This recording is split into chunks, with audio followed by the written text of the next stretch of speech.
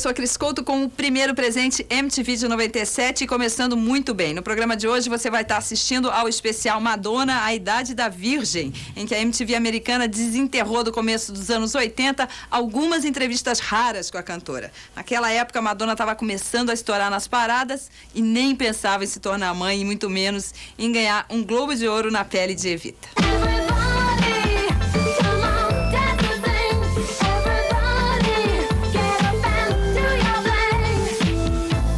We're here outside the old club Danceteria, which doesn't look much like a disco these days, but in any case, it's where Madonna first made her mark as a club performer.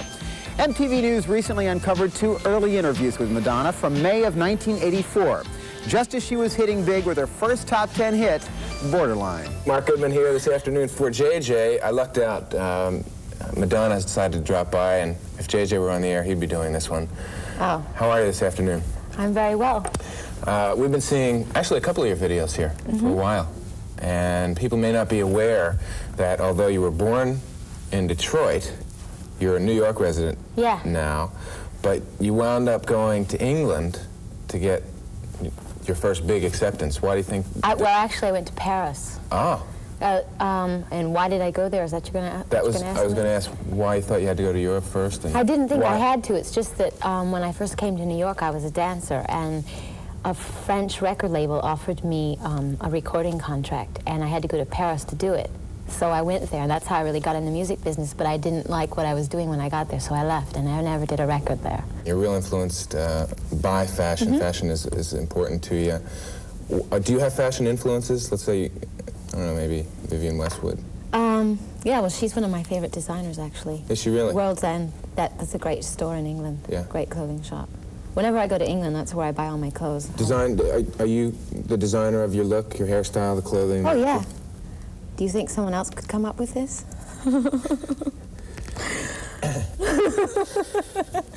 It's all right, you don't have to answer. Before we go here, you have this leather jacket that, can we get a shot of, if she holds up the jacket, can we get a shot? And I kind of like it. It's got a lot of graffiti on there, and I wanted to just sort of give America a look at this. Now, of course, I know Andy Warhol. The front's better, the front's better. Okay. Turn around. And while we're giving America a look at this, maybe you could explain, can you see it? What does boy toy mean to you? Well, it's my tag name. It's what I write up on walls. What does it mean? What do you think it means? Oh, you're good at that. Yeah, just turning those questions right around. Who could design the fashion? Well, boy toy is your graffiti name. You spray it on the walls around New York. But it also has a kind of humorous meaning to it. Okay. If you know what I mean. I know exactly what you mean.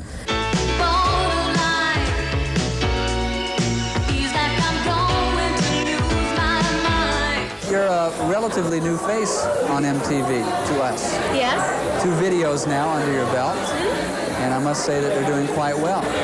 Yeah, Borderline's doing really well. A surprise at all to you? Well, I knew the second video would do really well. I know it's really good, so I had faith in it already, but I'm glad that it is doing as well as it is doing. Well, it was sort of surprising, and I'm glad. It was a good surprise. What are the next video plans for you then? Well, Do you have I'm any at this working on an album right now with Nile Rodgers, and I hope to release the first single from it the first week of June, and I'll do a video to that, yeah. And how long have you been working on the album? For the last almost 2 months. It's almost finished. Wow. What's it been like working with Nile? Really great. He's a genius, I have to say, yeah. Did you contact him? Yeah, actually, well, my record company did. But as soon as we met, we hit it off really well and thought it would be a great union, so. And it seems to have been. Yeah, it's going to be great. How has he helped you out over other people that have produced you in the past? We just have a really good chemistry, and he understands my musicality. He's a trained musician, and I'm not really, and I don't know musical terminology, he can just read my mind, so. Do you think he really knows how to work with a vocalist per se then? Yeah, well, he's very sensitive. I think he could work with anyone that's good. And you're also working on a new record now with Nile Rodgers, aren't you? Right, I just finished it. Oh, it's completed? Yeah, it's done. Oh, great. When is it going to be out? It'll be out in June, as soon as Borderline fizzles out. Oh, please. No, I'm really excited about it. Wait, you don't want to say that you want your song to fizzle out on MTV, do you? No, I just want to put something new out. Okay. You can't do that till the other stuff isn't interesting anymore. Of course, as we all know now, the hits just kept coming from Madonna's self-titled debut album, delaying by several months the release of her follow-up, Like a Virgin. When we return, a visit with Madonna at the New Music Seminar. Stick around. Hi. How are you this evening? I'm on the verge of getting drunk.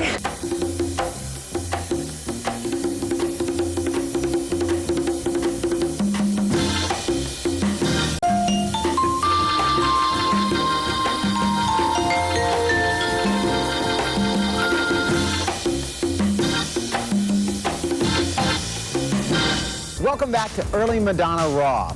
In the summer of 1984, while riding high on the charts with Lucky Star, Madonna's own star was rapidly on the rise. MTV News caught up with her here at the New York Hilton on a New Music Seminar panel with the likes of George Clinton, John Oates, Africa Bambaataa, Fred Schneider of the B-52s, Lou Reed, Peter Wolf, and the godfather of soul himself, James Brown. Well, it was a real thrill to be sitting with some artists who I really respect and admire. James Brown, George Clinton, so on and so forth. And in addition to that, I felt like I had something to share with a lot of other people who are aspiring recording artists if they had any questions about what they could look forward to or any advice I could give them, before, on getting a record contract. So I think I had a valid contribution to make. Videos might have a limited audience in one sense, but on the other hand, you could be reaching a lot of people that would never be able to come and see you live. So I think that they're definitely an advantage. I think and kids only, I'm sorry, but kids today worship the television. So I think it's a great way to reach them. I sort of resent the fact that a kid grows up, listening to the radio and listening to the great music, legacy of music that we have, and dreams about playing the guitar or playing the drums, and all of a sudden has to be an actor. To me, that makes absolutely no sense at all. If someone wants to be, that's great. But as far as I'm concerned, I always wanted to be a musician. And, to me, that's still my purpose. Yeah, but listen, when you perform on stage, you're acting. I mean, that's a performance. So if someone puts a camera on you, what's the difference? You're acting right now. My definition of new music is something that's, fresh and reflection of, the times, the politics, the fashion, the energy, something new, something that's applicable to what's happening in the world today. How do you think your music fits into music? Well, to start off with, a lot of people thought that I was a black artist before they saw my videos because a lot of my music is more R&B oriented, and I think that I'm a white artist doing R&B music, getting played on pop stations, and I think that is the kind of records I make is really changing people's ideas of, splitting up, categorizing music, and I think that's opening up ways for black and white artists as well. So that's something new. Starlight, starlight, the star I see tonight. Starlight, make everything alright. I just finished recording an album with Nile Rodgers, and I helped put it out in October, but they're still playing stuff off my last album, which I can't complain, but I'm really anxious to get the new stuff out. So you can expect a new release in October. Have you started working on the videos for the album? Yes, I have a video that's already ready for the new single I'm putting out in October. There's a video which I shot in Venice a couple of weeks ago, and I'm really excited about that too. Can you give us some more of the details? Who directed it? Mary Lambert directed it. She directed my Borderline video, and I worked with her again because I thought she was really great. What's the title? Like a Virgin. Anything else? No comment from the Peanut Gallery.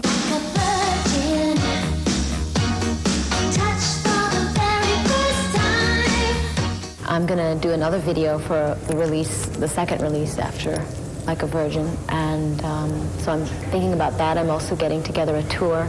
I plan to go on tour upon the release of my album in October, an American tour of major cities. And and possible parts in movies, but I can't really talk about that, so. As far as your band for the tour? Yeah, who am I going to use on the band? A lot of different people. Some people that I've been working with through the years. I mean, I had a band before I got a record contract, so some of those musicians, and I'm still not finished auditioning people, so I'm not even sure myself. But whoever they are, they're going to be great. Well, despite all this talk, Madonna fans still would have to wait almost an entire year before a full-scale tour was launched. But the whole world got a taste of what she had to offer down the street at Radio City Music Hall at the first annual MTV Video Music Awards. Stay tuned.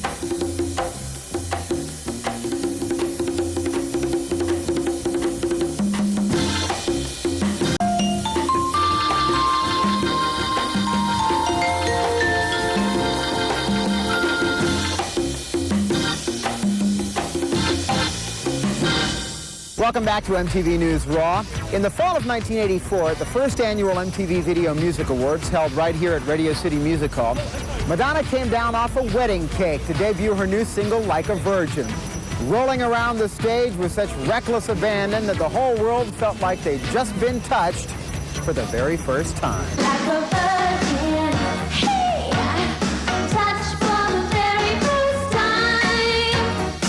Just one day before that now classic performance, and right around the time she was filming Desperately Seeking Susan, MTV News spoke to Madonna about her second album, Like a Virgin, and about the rigors of her newfound fame. Well, now that I'm successful, I have a million more things to worry about. Before, I was just basically interested in my survival, like what I was going to eat and what I was going to wear when it got cold outside and where I was going to live. But now I have to worry about who's ripping me off, and is my accountant paying all my bills, and is my lawyer making all those deals for me, and, you know, boring and mundane things like that. Things I don't want to worry about.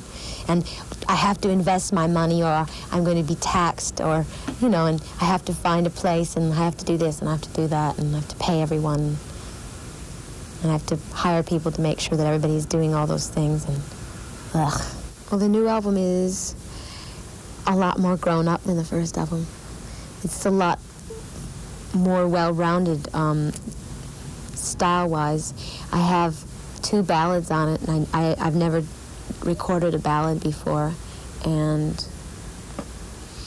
it's not, my first album was termed a dance record, you know, everything was up-tempo dance music, but this one is a lot of different kinds of sounds. There's some old stuff that sounds like old Motown, there's some really high energy, you know, stuff that maybe sounds more English, more techno, there's a lot of synthesizers, so I think it just shows my growth as a singer and a songwriter. I chose to work with Nile Rodgers because I think that he's a genius, and I wanted to work with a genius on my record. And I think that he embodies a lot of different styles that I think my music embodies. He's very close to the black sound, funk. I mean, the stuff he did with Chic and Sister Sledge and Diana Ross is phenomenal. But he's also made a lot of great pop records with David Bowie and Duran Duran, and In Excess, so I thought he'd be a great person for me to work with. And he's a great musician and arranger. What made you come to New York? I don't know. When I was 5 years old, I just woke up one day and I had this idea that I was going to come to New York. I just had to, and so I graduated. As soon as I graduated from high school, I came here. Well, I graduated early, and I just kind of ran away and came here as soon as I could. When you came here, was there something that you were looking for, or something you were trying to achieve? Fame and fortune. Yeah. When you're a dancer, you perform with your body. And I think I had a lot of things to say in other ways besides movement. So that's when I got into the music business. And to me, film is just the ultimate, you know, that's the embodiment of it all. You can do all that, only it's captured forever on celluloid. And you can dance for inspiration. The movie I'm working on is called Desperately Seeking Susan. It's directed by Susan Seidelman, who did a movie called Smithereens, and I play Susan. And Roseanne Arquette, Aidan Quinn, and Robert Joy are and Mark Blum are the other lead characters in the movie. And it takes place in New York. It's shot all in New York, and little bits and pieces of it are shot in New Jersey. And it's like a murder mystery comedy romance. It's kind of like old-fashioned screwball mystery, you know, like. And the character I play is sort of a combination between Judy Holliday and Carole Lombard, but you know, from a long time ago. So it's funny and light, and it's been a lot of fun so far, but a lot of hard work. It's a lot different than making records. How do you feel about acting? Well, acting is just it's just another kind of performing. It's an expression. It's being honest with your audience, stuff like that. So to me, it's just an extension of what I do already, making videos and performing on stage. Do you find acting or singing more challenging? Acting. Singing comes a lot more naturally to me. When you make a movie, you really have to rely on your concentration because there's people standing all around you with cameras and lights and all sorts of electrical equipment, and it couldn't be further away from being like the real thing, and you have to ignore everything around you. Everything's shot out of sequence, so you really have to just pretend you're somewhere else and try to concentrate and, you know, and remember how you got to where you are right now, because a lot of times you shoot stuff that's happened in the actual movie before you've done the stuff that happens to get you where you are right now. Does that make any sense? If, for instance, you shoot the end of the movie, and so you have to work up the emotions for that scene, but you haven't even shot all the stuff before that, so it's very confusing, and it's a lot more of a challenge to me. Also, it's new to me, so. Have you learned anything from acting that you can apply to your musical career? Sure. Yeah. Well, the thing that can carry over from acting to singing is just the performance aspect, losing your inhibitions and being really honest with your audience.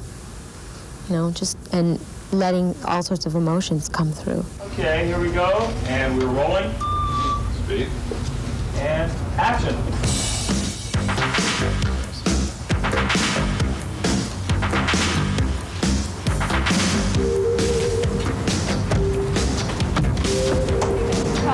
No, let's go in again. Sideways, here we go. And rolling. Speed. Everyone out with the shot. Action.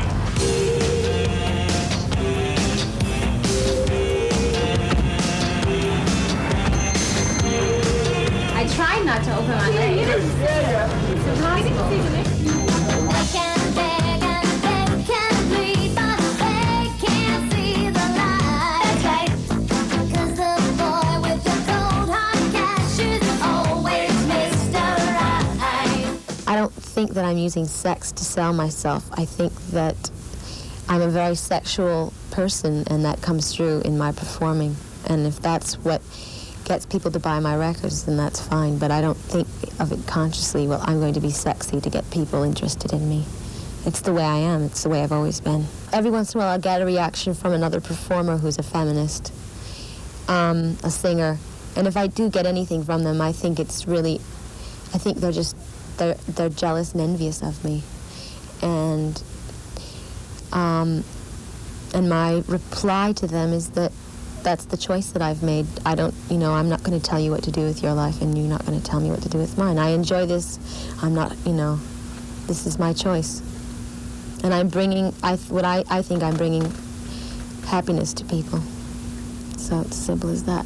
I think that the world sees images. I mean, you build an image for yourself, and the world ends up seeing only that aspect of you. Maybe eventually every person is multifaceted, and hopefully, the longer your career goes on, the more you can get that out of you. But I